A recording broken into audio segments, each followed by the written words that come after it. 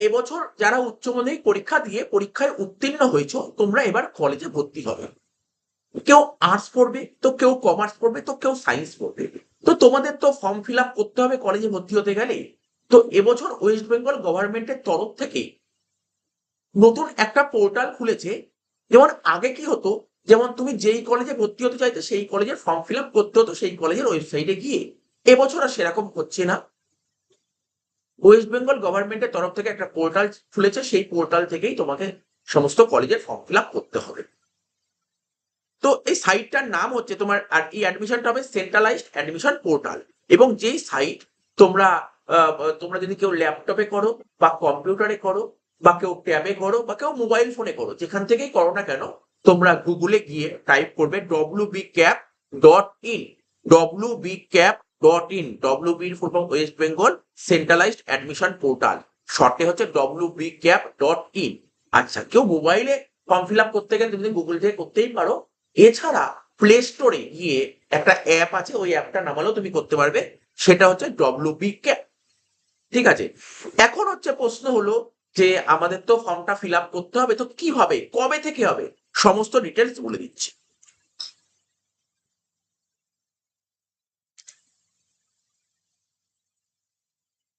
তো দেখো,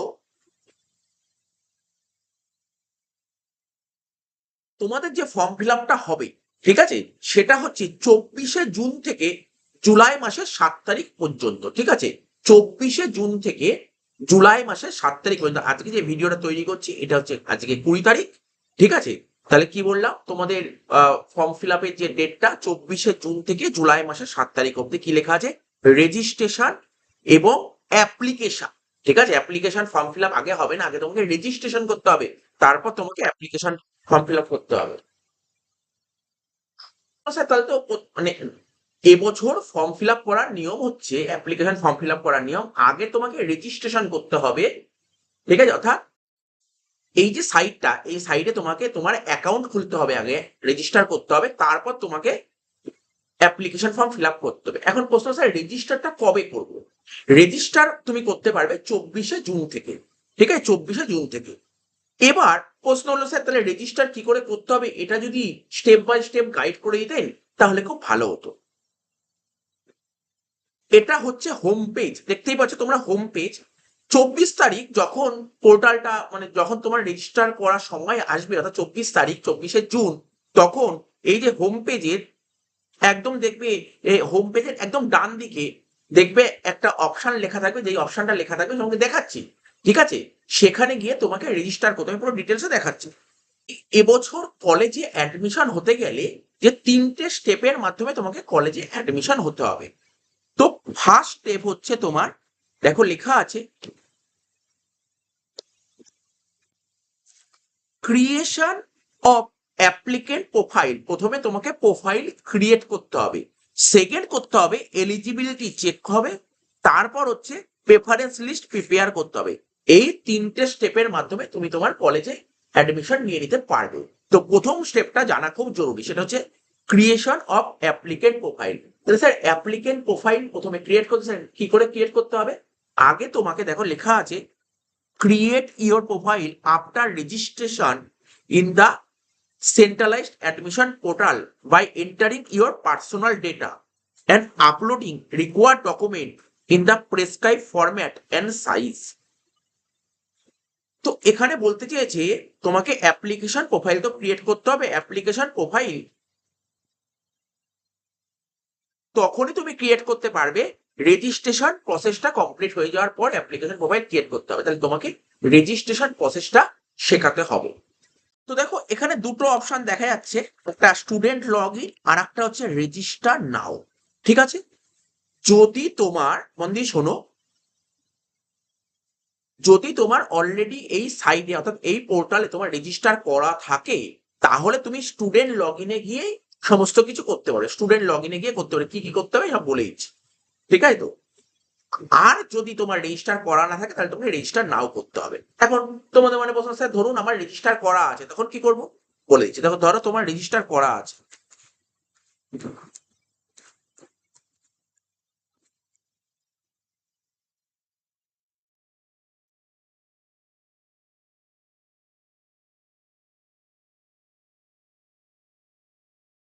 যদি তোমার রেজিস্টার করা থাকে, ঠিক আছে, যদি তোমার রেজিস্টার করা থাকে তাহলে এই যে স্টুডেন্ট লগ ইন আছে, স্টুডেন্ট লগ ইনটার মধ্যে ক্লিক করবে, ক্লিক করলে এরকম ইউজার আইডি ওপেন হয়ে যাবে। তোমার ইউজার আইডি, তাহলে তোমার রেজিস্টার করা আছে মানে ইউজার আইডি জানো, সেই ইউজার আইডি এখানে লিখবে।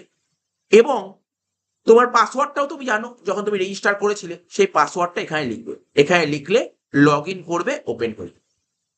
যদি তোমার রেজিস্টার করা না থাকে তাহলে তখন কি করবে, এই যে রেজিস্টার নাও আছে রেজিস্টার নাও ক্লিক করবে। ঠিক আছে স্যার, রেজিস্টার নাও ক্লিক করে দিলাম, যেহেতু তোমার রেজিস্টার করা নেই তুমি রেজিস্টার নাও ক্লিক করে দিলে।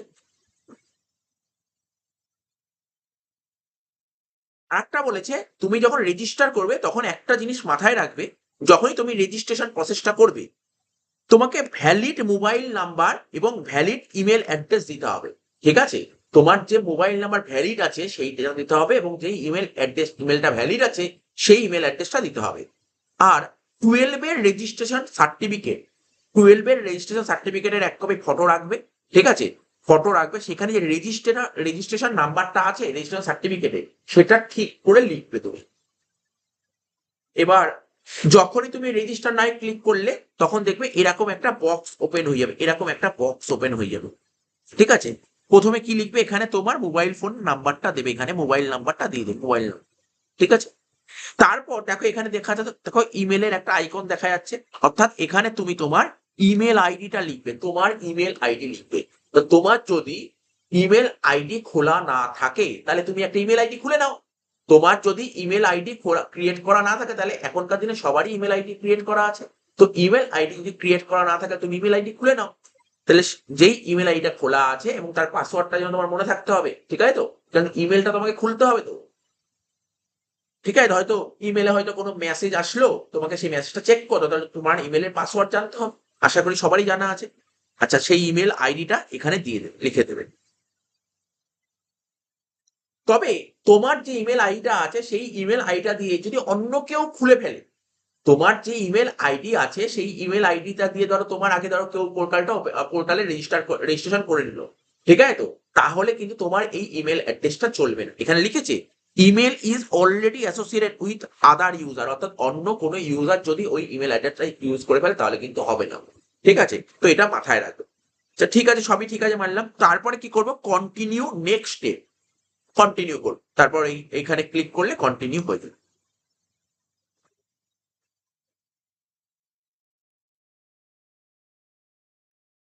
যেটা বলছিলাম সেটা তো বললাম, তবু আরো একবার বলছি, এই দেখো এখানে একটা এরর বলে একটা কথা লেখা আছে, এই এররটা তখনই আসবে, অর্থাৎ ইমেল অ্যাড্রেসটা যদি একই অ্যাড্রেস হয় দুবার, ধরো তোমার যে ইমেল অ্যাড্রেস সেটা ধরো তোমার কোনো বন্ধু আগে ওটা ইনপুট করে দিয়েছে, ঠিক আছে তো, তাহলে কিন্তু হবে না। আর যদি সেরকম হয় তখন এই এরর মেসেজটা দেখাবে, এরকম পপ আপ মেসেজ দেখাবে। নেক্সট, এরপরে কি হবে, ওটা ফার্স্ট পেজ গেল, সেকেন্ড পেজে কি হবে, এখানে তোমার নামটা লিখবে, তোমার নাম, তোমার নাম লিখবে, হ্যাঁ নাম, ফার্স্ট নেম। যদি তোমার মিডিল নেম থাকে তাহলে এখানে লিখবে মিডিল নেম, আর এটা লাস্ট নেম যেটাকে বলে সার নেম, এই সার নেমটা এখানে লিখবে। ঠিক আছে, তো তোমার ন্যাশনালিটি ইন্ডিয়ান, এখানে লিখে দেবে ইন্ডিয়ান। ডোমিসাইলটা ওয়েস্ট বেঙ্গলই হবে, কারণ আমরা ওয়েস্ট বেঙ্গলে বসবাস করি, এখানে ওয়েস্ট বেঙ্গল লিখবে। ডিস্ট্রিক্ট, ঠিক আছে তো, তো এটা পুরো ওয়েস্ট বেঙ্গল, পুরো ওয়েস্ট বেঙ্গল স্টেটের মধ্যেই ভর্তিটা হচ্ছে, আর ডিস্ট্রিক্ট অনেকগুলো আছে, তো তুমি যেই ডিস্ট্রিক্ট, ঠিক আছে, সেই ডিস্ট্রিক্টটা এখানে তোমাকে দিতে হবে, তোমার ডিস্ট্রিক্টটা এখানে দিতে হবে। ঠিক আছে তো, জেন্ডার, তো তুমি যদি মেল হও তো মেল লিখবে, তুমি যদি ফিমেল হও তো ফিমেল লিখবে। এখানে ডেট অফ বার্থ, তোমার ডেট অফ বার্থটা দেবে। প্রথমে দেখো ফরম্যাট কি আছে, ডিডি এমএম ওয়াই ওয়াই, অর্থাৎ এখানে ডিডি হবে, এখানে এমএম হবে, এখানে ওয়াই ওয়াই। দেখবে এখানে একটা আইকন থাকবে ডেটের, সেই আইকনটায় ক্লিক করবে, ক্লিক করলে দেখবে তোমার অপশন বেরিয়ে আসবে, ডেট এমএম ওয়াই ওয়াই। তারপর তোমার সোশ্যাল ক্যাটাগরি মানে সিলেক্ট কাস্ট, ঠিক আছে, তোমার কাস্ট, তুমি যদি এসসি হও তাহলে এসসি লিখবে, তুমি যদি জেনারেল কাস্ট হও general, OBC A, OBC B, ST, বিভিন্ন সম্প্রদায় আছে, ঠিক আছে তো, অর্থাৎ এইখানটা, এই যে এইখানটায় ক্লিক করলেই কিন্তু সেই অপশনগুলো বেরিয়ে আসবে।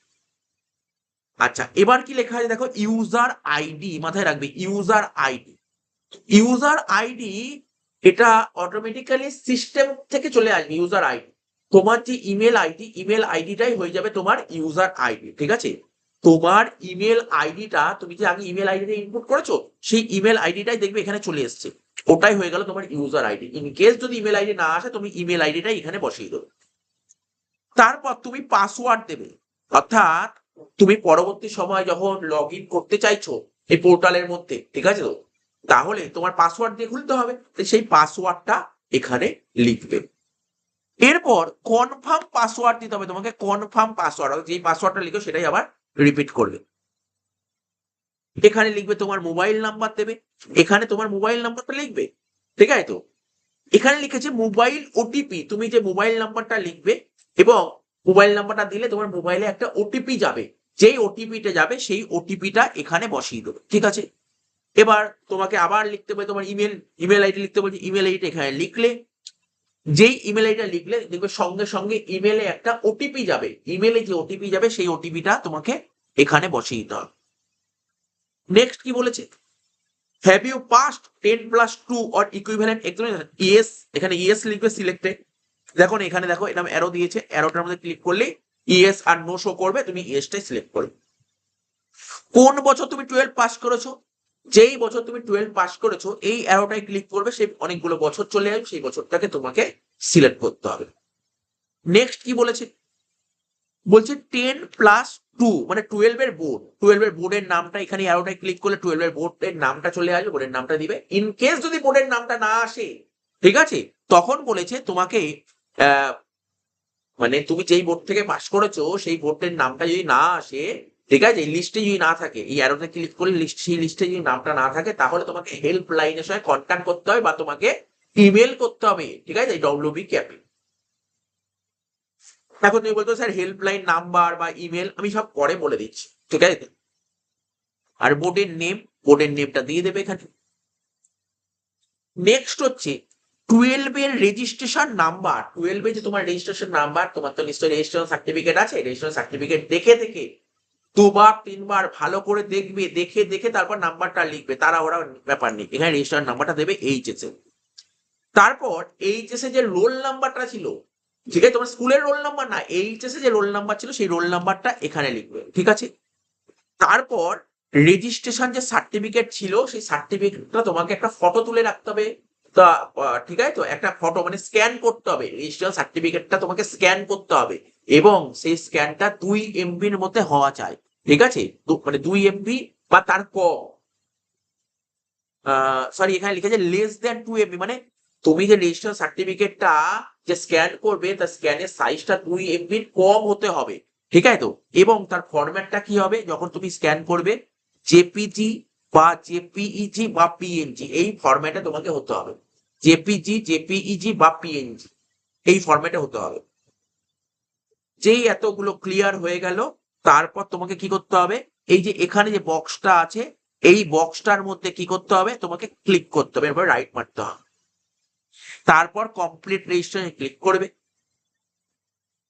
ঠিক আছে তো। এবার দেখো এখানে লেখা আছে warning validation fail, validation fail কখন হতে পারে, আমি বলেছি কখন এই ভ্যালিডেশন ফেলটা হতে পারে। এই ফেলটা তখনই হবে তুমি যে ফটোকপিটা আপলোড করলে, রেজিস্ট্রেশন সার্টিফিকেট যেটা আপলোড করলে সেখানে রেজিস্ট্রেশন নাম্বার লেখা আছে, আর তুমি যে রেজিস্ট্রেশন নাম্বার দিয়েছো কোনো কারণে মিসম্যাচ করলো, তখনই কিন্তু এই অপশনটা দেখাবে, ঠিক আছে তো। তাহলে তোমাকে আবার ঠিক করে করতে হবে, ঠিক আছে তো। তো এখানে কনফার্ম করতে হবে, ঠিক আছে, সব ঠিকঠাক করে এখানে কনফার্ম করে দিতে হবে।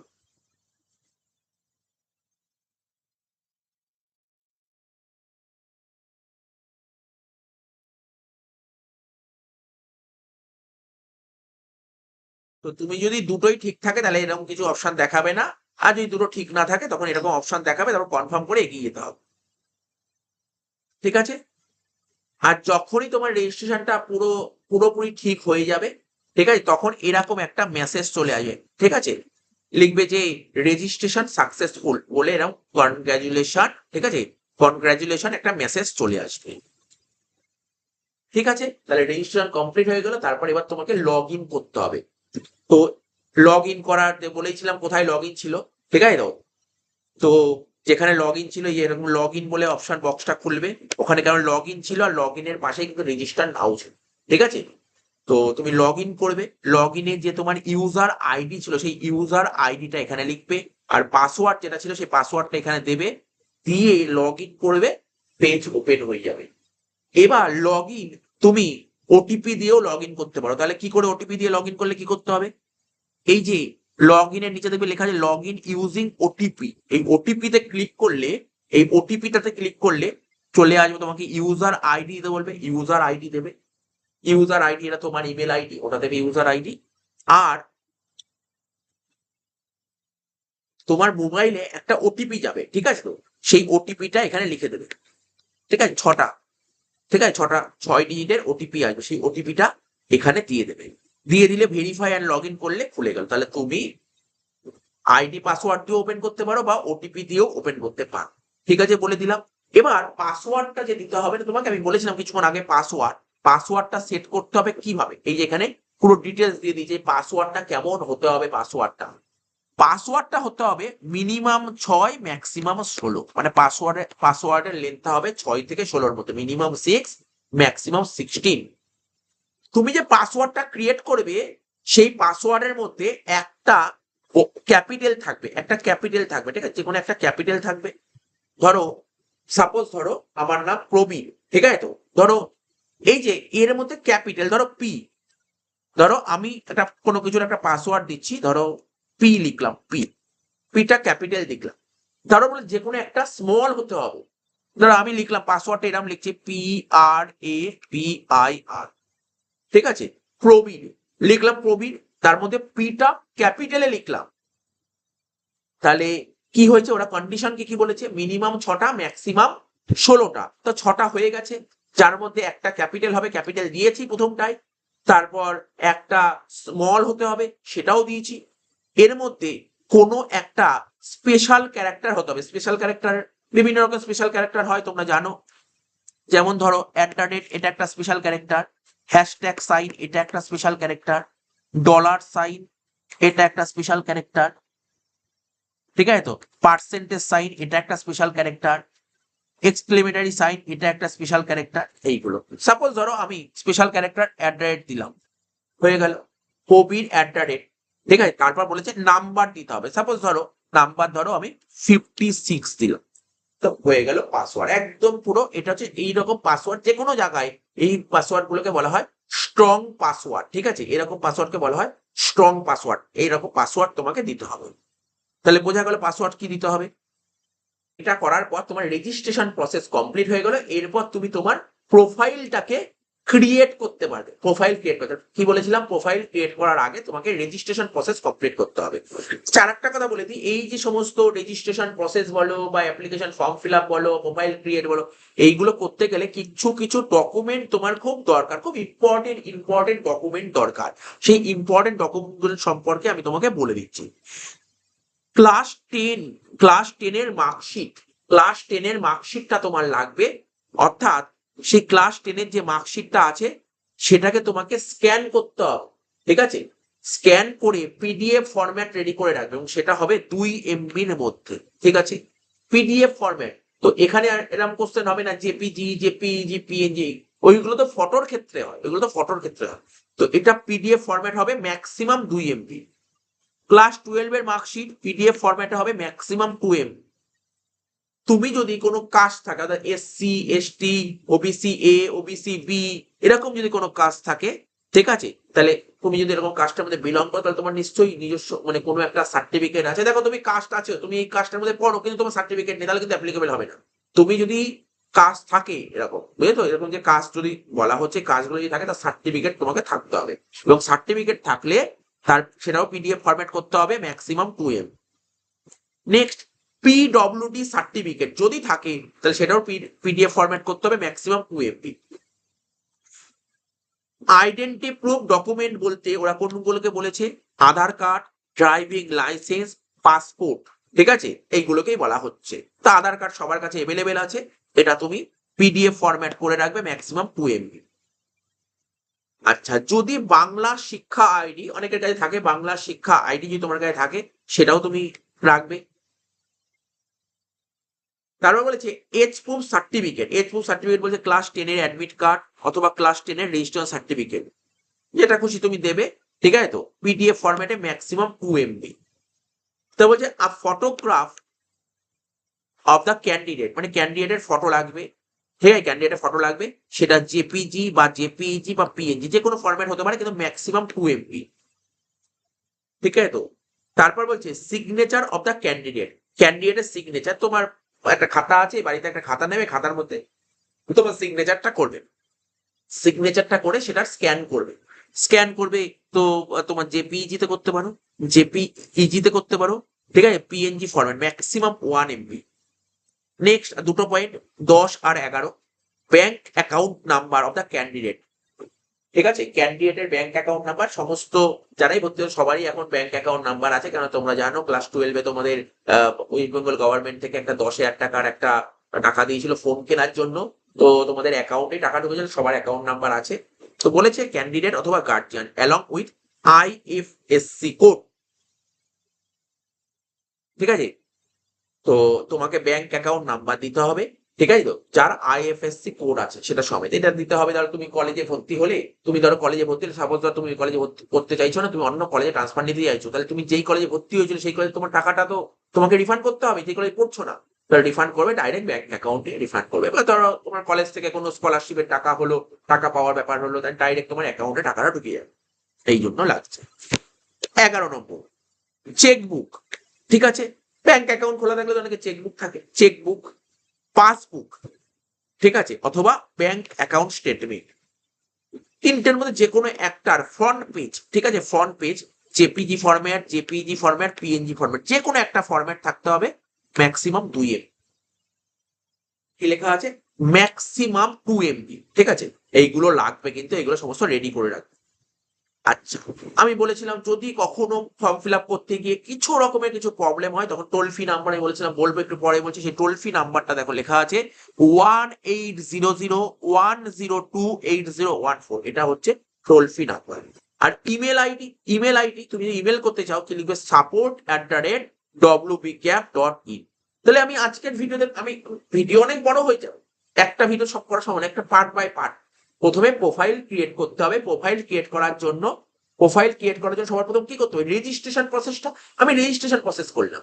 নেক্সট ক্লাস অর্থাৎ কালকের ক্লাসে আমি একটা ভিডিও করব, কালকে আমি একটা ভিডিও করে দেবো প্রোফাইল বা কি প্রোফাইল ক্রিয়েট কি করে করতে, সেটা আমি পুরো ডিটেলসে শিখিয়ে দেবো। তো ঠিক আছে, এই ভিডিওটি ভালো লাগলে তোমরা অবশ্যই তোমাদের বন্ধু বান্ধবদের মধ্যে শেয়ার করে দিও, ঠিক আছে। আর এই চ্যানেল নতুন হয়ে চ্যানেলটিকে সাবস্ক্রাইব করে রাখো। এই চ্যানেলটা totally commerce channel, commerce related সমস্ত কোর্সই করানো হয়। তো ঠিক আছে, টাটা, বাই বাই।